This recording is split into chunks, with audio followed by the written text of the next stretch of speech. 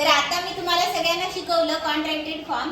लक्षात घ्या, इथून पुढे आयुष्यामध्ये ही गाठ बांधून ठेवा तुमच्या डोक्यामध्ये. सगळ्यांनी बांधा गाठ. बांधलात का सगळ्यांनी? ठीक आहे. सगळ्यात चांगली शिकण्याची पद्धत, सगळ्यात अतिउच्च शिकण्याची पद्धत मानसशास्त्रानुसार शिकवणे. काय आहे?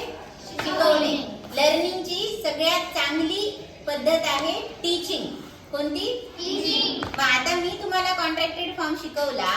आता तुमच्यापैकी कोण येऊन शिकवते सांगा पुन्हा एकदा? मी. एवढाच. Very good. आता ती तुम्हाला समजावून सांगणार आहे कॉन्ट्रॅक्टेड फॉर्म म्हणजे काय ते. सुरू करा. आज आपण शिकणार आहोत कॉन्ट्रॅक्टेड फॉर्म.